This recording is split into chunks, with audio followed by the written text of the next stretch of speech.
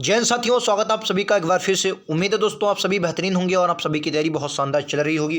तो दोस्तों आप सभी को पता है कि हम लोग लगातार एसएससी जीडी की प्रैक्टिस सेट करते हैं और आज हमारा जो प्रैक्टिस सेट नंबर है वो 2 होने वाला है और इसमें हम लोग जीएस सॉल्व करेंगे। ठीक है, जीके जीएस सॉल्व कर रहे हैं। और मैं आपको बता दूँ, कोई भी इस बुक को खरीदना चाहे मैं आपको बता देता हूँ, इस बुक में दोस्तों जो हिंदी दी गई वो आपके सिलेबस के अनुसार नहीं दी गई। मैं आपको बता देता हूँ क्योंकि हिंदी के मात्र 8 टॉपिक दिए गए हैं और इसमें संधि भी पूछी गई है, वाक्य भी है, संधि समास क्रिया विशेषण सब कुछ दिया गया, संज्ञा से क्वेश्चन है जो आपके हिंदी में देखने को नहीं मिलेंगे। हाँ, जीएस जो मुझे लगी, हाँ वाकई में जीएस का पोर्शन इसमें अच्छा दिया गया है और जो हिंदी दी गई वो आपके लेवल की, यहाँ पर मतलब हिंदी जो है वो लेवल के अनुसार नहीं दी गई। ठीक है, तो ये बुक को खरीदने से पहले मैं आपको सचेत करना चाहता हूँ कि हिंदी थोड़ा देखकर खरीदें। अगर आप चला सकते हैं तो चला सकते हैं, लेकिन हिंदी जो है वो सिलेबस के अनुसार नहीं दी गई, इसीलिए मैंने हिंदी का सोल्यूशन इसका बंद कर रखा क्योंकि मैं नहीं चाहता कि आपका नुकसान हो, इसलिए मैं जीके का सोल्यूशन सिर्फ करवा रहा हूँ। आज हमारा दूसरा प्रैक्टिस सेट होने वाला है। दूसरे प्रैक्टिस सेट का पहला क्वेश्चन आप सभी की स्क्रीन पर ये रहेगा।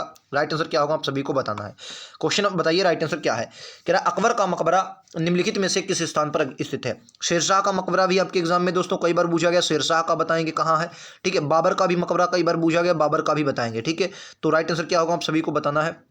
देखो, अगर मैं बात करूं अकबर का मकबरा, ये सिकंदरा में, आगरा के थोड़ी दूर सिकंदरा पड़ता है, ये अकबर का मकबरा है। सिरसा का मकबरा दोस्तों सासाराम बिहार में स्थित है। कहाँ दोस्तों?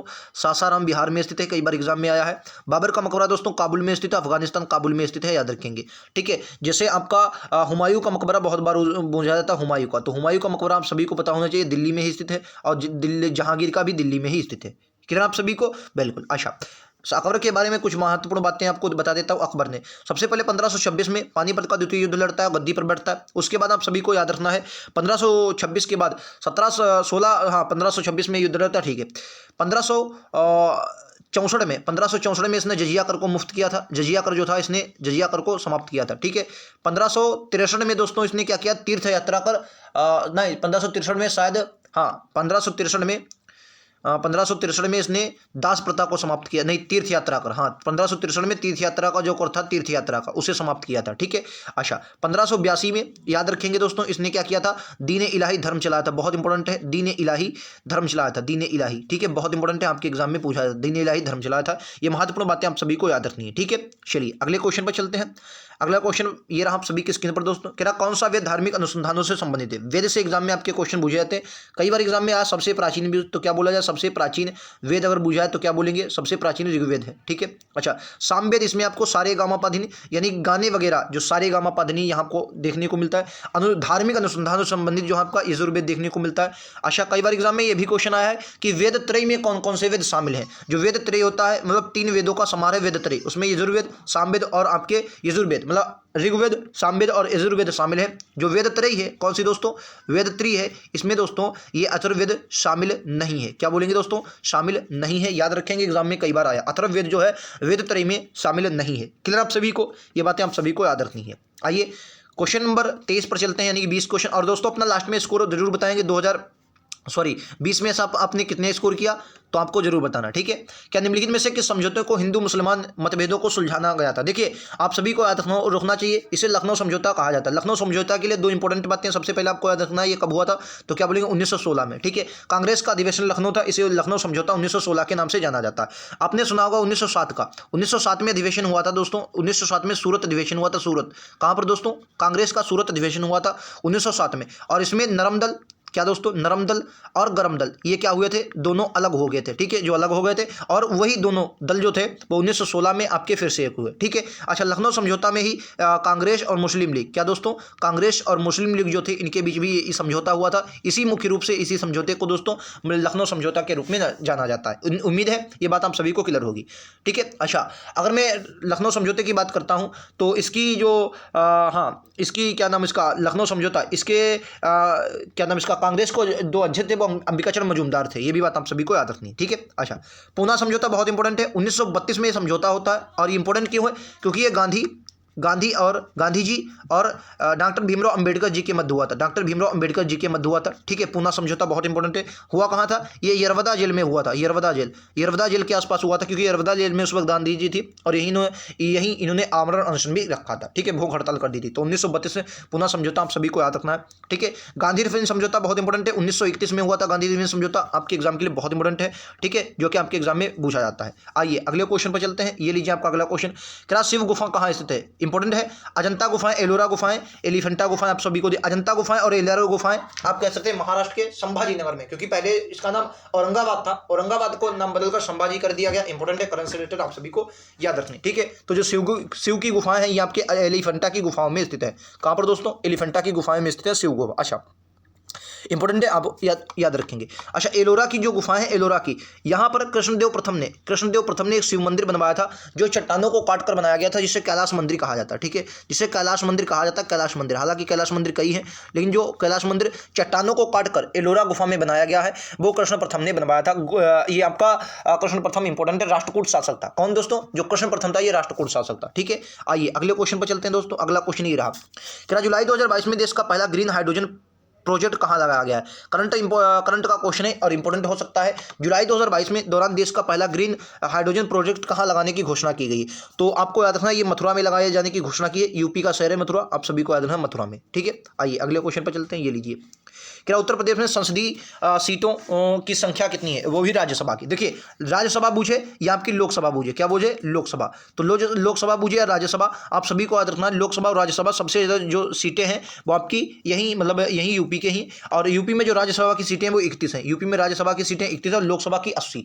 हाँ, लोकसभा की 80 है। क्लियर है आप सभी को? बिल्कुल, उम्मीद है आप सभी को क्लियर होगा। तो राज्यसभा की कितनी है? 31। राज्यसभा के बारे में मैंने कल भी बताया था, फिर से बता देना। राज्यसभा, इसके दोस्तों ऊपरी सदन भी कहा जाता है। क्या कहा जाता है? ऊपरी सदन इसे कहा जाता है, और इसे स्थायी सदन भी कहा जाता है, क्योंकि इसका कोई कार्यकाल नहीं है और स्थायी रहती है, ठीक है। अच्छा, इसके सदस्यों का कार्यकाल आप सभी को याद रखना क्या है दोस्तों? इसके सदस्यों का कार्यकाल अगर पूछा तो क्या बोलेंगे? 6 वर्ष। सदस्यों का कार्यकाल क्या है? 6 वर्ष। लेकिन इसका कोई कार्यकाल नहीं, क्योंकि ये स्थायी सदन है।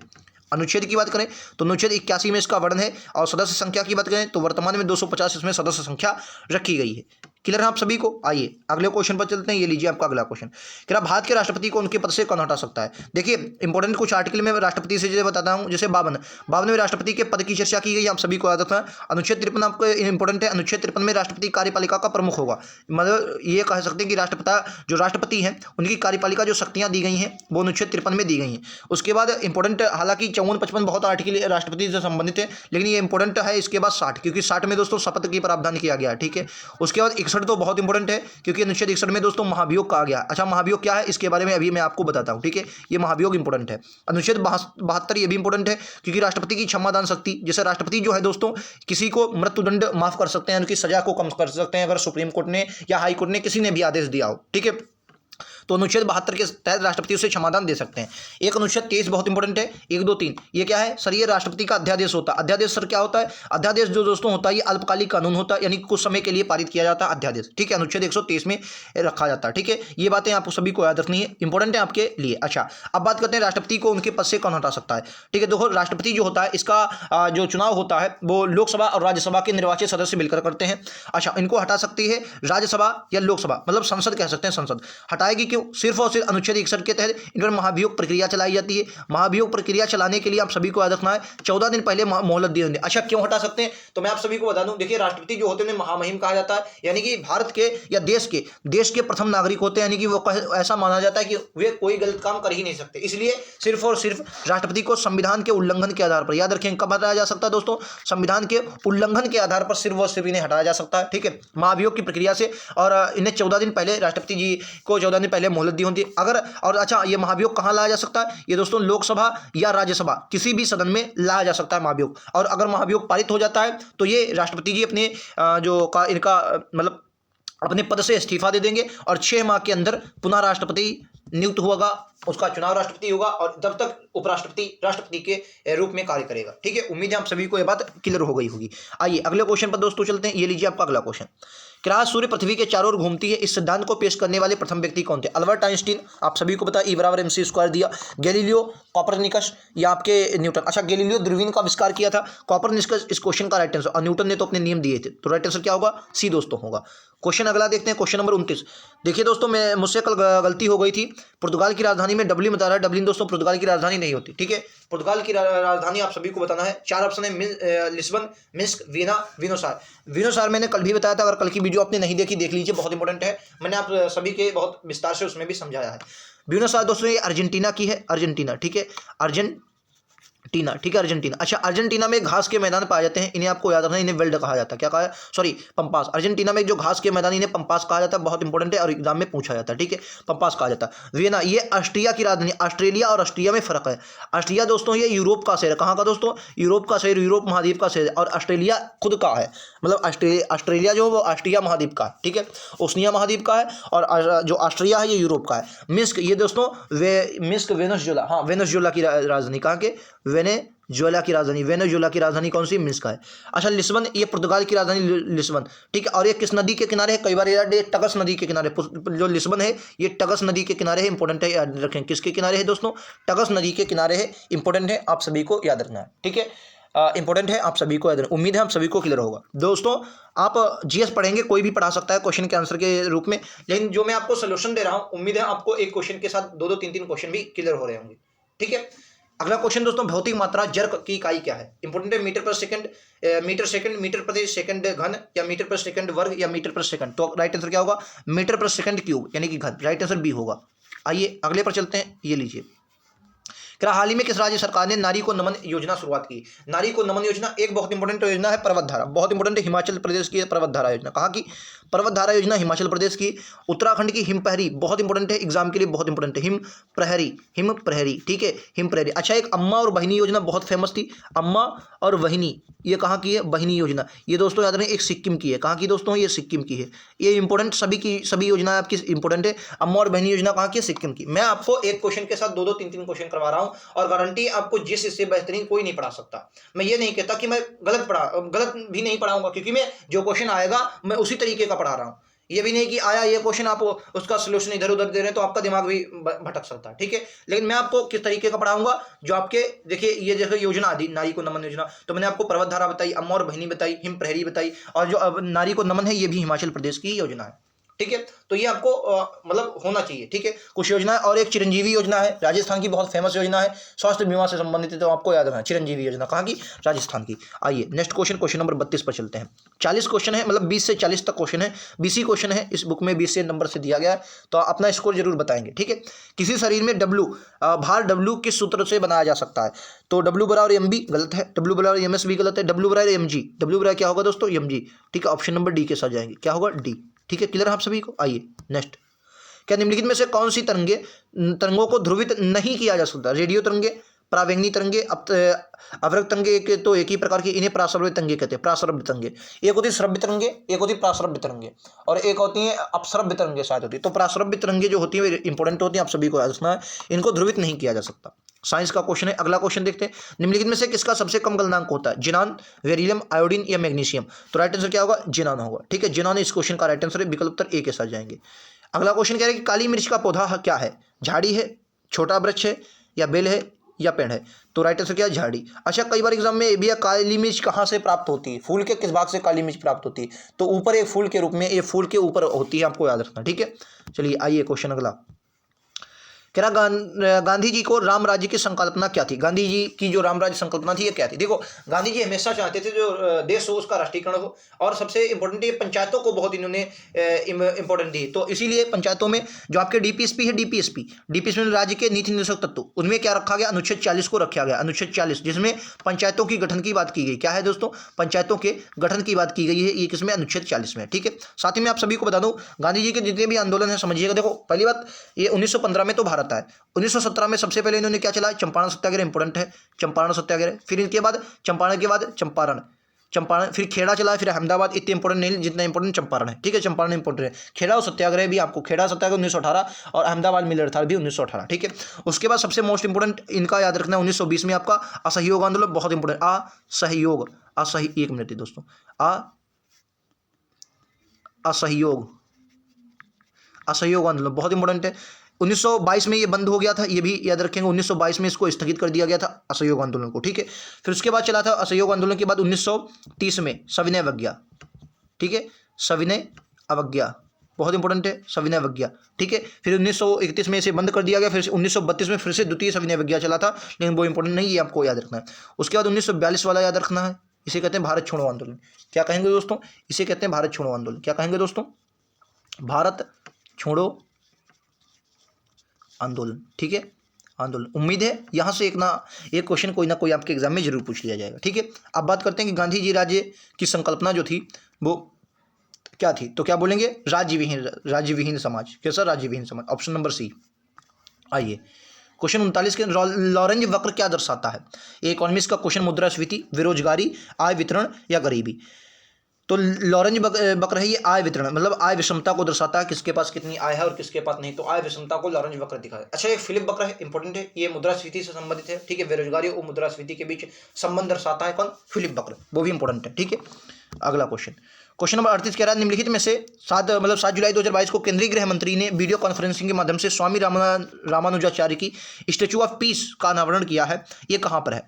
ये आपका बताना, मथुरा, श्रीनगर, जयपुर या Hyderabad. Statue of peace Ramanujacharya की है, तो ये आपकी हैदराबाद है, इंपॉर्टेंट है, आपको याद रखना, ठीक है। अच्छा, इंपॉर्टेंट है तो याद रखेंगे। स्टैचू ऑफ नॉलेज जो भीमराव अंबेडकर की है, कमेंट बॉक्स में आप सभी को बताना है कहां पर स्थित है। फिर से समझिए, स्टैचू ऑफ नॉलेज जो किसकी है? भीमराव अंबेडकर जी की, कहां है? कमेंट बॉक्स में आप सभी को बताना है, ठीक है। आज का आपका कमेंट बॉक्स का क्वेश्चन है, स्टैचू ऑफ कौन सी? स्टैचू ऑफ नॉलेज किसकी है? भीमराव अंबेडकर की, आपको बताना है कहां है। भारत के पहले इथेनॉल संयंत्र का उद्घाटन कहां किया गया? मध्य प्रदेश, उत्तर प्रदेश या उत्तराखंड या बिहार। तो देखो, यहाँ बिहार का एक शहर है जिसका नाम पूर्णिया है, पूर्णिया मतलब स्थान है, पूर्णिया बिहार में ये किया गया है। पूर्णिया बिहार में इथेनॉल संयंत्र का उद्घाटन किया गया है भारत के पहले, इंपॉर्टेंट है, आप सभी को याद रखना है। नेक्स्ट रहेगा आप सभी की स्क्रीन पर, किस पहाड़ी को राष्ट्रीय स्मारक प्राधिकरण के 7 जुलाई 2022 को राष्ट्रीय महत्व का स्मारक घोषित किया गया है? मानगढ़ पहाड़ी, सतपुड़ा। अच्छा, इन सबकी इंपॉर्टेंट चोटियां बता, देखो सतपुड़ा आप सभी को पता है, सतपुड़ा इंपॉर्टेंट इसलिए है क्योंकि सतपुड़ा के मध्य से 2 नदियां, मतलब सतपुड़ा के एक इधर और इधर देखो, सतपुड़ा के सबसे ऊपर जो सतपुड़ा के उत्तर में नदी है, इसे नर्मदा नदी के नाम से जाना जाता है, और बीच में भी सतपुड़ा पहाड़ी है, और इसके जो नीचे है इसे ताप्ती कहते हैं, ताप्ती, तो इंपॉर्टेंट है, ठीक है। अच्छा, सतपुड़ा की सबसे इंपॉर्टेंट जो चोटी है इसे धूपगढ़ कहते हैं, मतलब सबसे ऊंची चोटी धूपगढ़ चोटी कहते हैं, ठीक है। अच्छा, अरावली की सबसे इंपॉर्टेंट चोटी, मतलब सबसे बड़ी जो ऊंची चोटी से क्या कहते हैं? धूपगढ़ हो गए, गुरु शिखर। अरावली का सबसे ऊंचा शिखर कौन सा है? गुरु शिखर। ये ज्योग्राफी के लिए इंपॉर्टेंट है दोस्तों, गुरु शिखर है। इलायची, इसे कार्डेमम की पहाड़ी भी कहा जाता है, इलायची पहाड़ी भी कहा जाता है कार्डेमम। अब इंपॉर्टेंट है कि राष्ट्रीय स्मारक किसे घोषित किया गया? तो दोस्तों मानगढ़ पहाड़ी को भी हाल ही में राष्ट्रीय स्मारक घोषित किया गया, ठीक है, मानगढ़ पहाड़ी को। तो इंपॉर्टेंट है, आप सभी ने उम्मीद है अच्छे से किया होगा। और 20 क्वेश्चन थे, 20 में से आपका स्कोर कितना रहा कमेंट बॉक्स में दोस्तों बहुत अच्छे से आप लोग बताएंगे, और मैंने बहुत अच्छे से एक्सप्लेनेशन किया है। उम्मीद है आप सभी को क्लास पसंद आई होगी। एक बार लाइक शेयर सब्सक्राइब जरूर करें ताकि क्लास का नोटिफिकेशन आप सभी तक पहुंचती रहे। लगातार मैं आप सभी को कोशिश करता हूं कि बेहतरीन स्कोर आप सभी का आए। उम्मीद है आप सभी इस क्लास को लाइक शेयर सब्सक्राइब जरूर करें। मिलते हैं अगले वीडियो में, आज के लिए इतना ही। थैंक यू दोस्तों, जय हिंद, जय भारत।